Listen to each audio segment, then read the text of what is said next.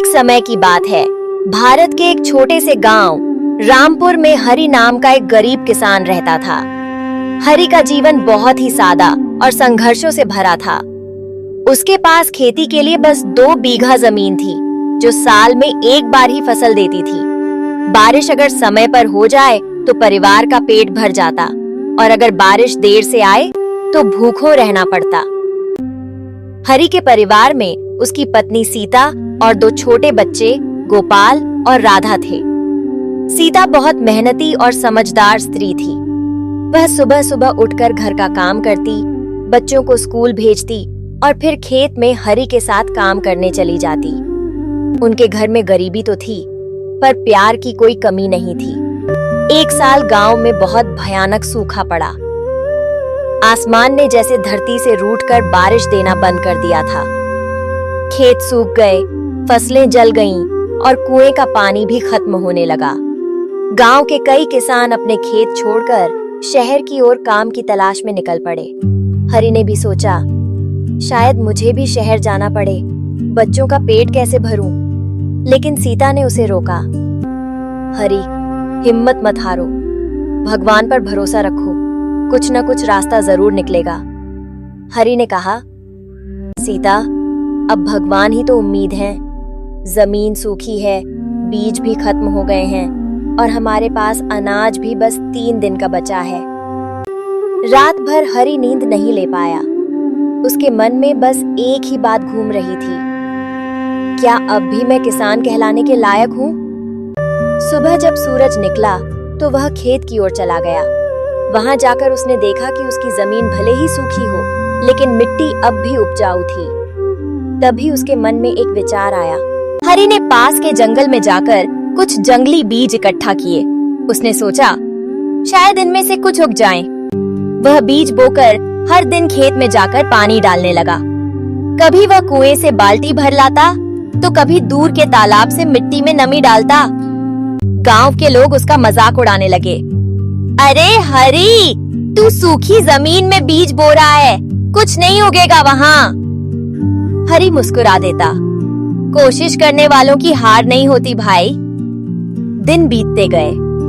सूरज की तपिश में जब मिट्टी फटने लगी, तभी एक दिन आसमान में बादल छा गए। कुछ देर में हल्की बूंदें गिरने लगीं।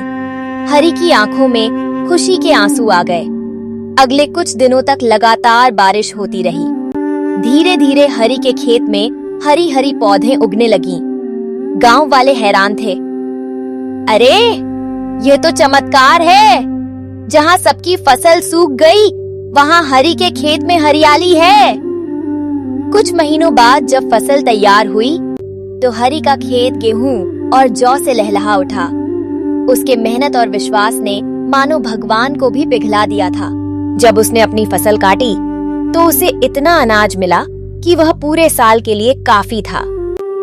हरि ने अपने अनाज का कुछ हिस्सा उन गांव वालों में बांट दिया, जिनके घरों में खाने को कुछ नहीं था।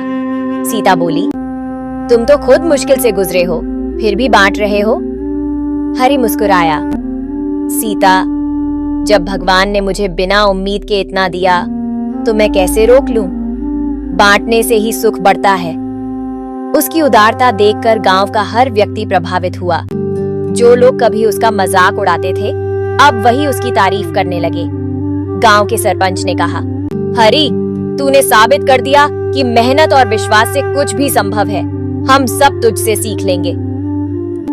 धीरे धीरे हरि ने अपनी खेती को और बेहतर बनाया।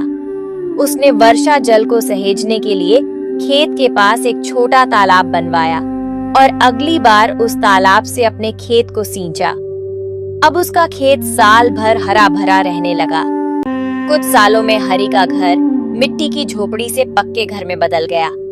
उसके बच्चे अच्छे स्कूल में पढ़ने लगे, लेकिन हरि ने कभी अपनी सादगी और विनम्रता नहीं छोड़ी। वह हमेशा गांव के बच्चों को कहता, बेटा, जीवन में कभी हार मत मानो। हालात कितने भी कठिन क्यों न हो, मेहनत और भरोसे से सब कुछ संभव है। उसके शब्द गांव वालों के दिलों में बस गए। हरि अब गांव का सबसे आदरणीय किसान बन चुका था। उसकी कहानी दूर दूर तक फैल गई। कई लोग उससे खेती के तरीके सीखने आने लगे। हरि कहता, मैंने कोई बड़ा जादू नहीं किया, बस धरती को माँ समझकर उसकी सेवा की। जब हम अपनी मिट्टी से प्यार करते हैं तो वह भी हमें फल देती है। वर्षों बाद जब हरि बूढ़ा हुआ तो उसने अपनी जमीन अपने बेटों को सौंप दी और कहा, मेरे बेटा, इस धरती की इज्जत करना। ये वही मिट्टी है जिसने हमारे भूखे पेट भरे। याद रखना, सच्चा किसान वही है जो कभी उम्मीद नहीं छोड़ता। हरि की यह बात उसके बेटे गोपाल के दिल में हमेशा के लिए बस गई। उसने अपने पिता के काम को आगे बढ़ाया और गांव को रामपुर हरा भरा गांव के नाम से प्रसिद्ध बना दिया। आज भी जब उस गांव में बारिश की पहली बूंद गिरती है तो लोग कहते हैं, देखो, ये हरि किसान की मेहनत का आशीर्वाद है जिसने सूखी धरती में भी जीवन बो दिया था।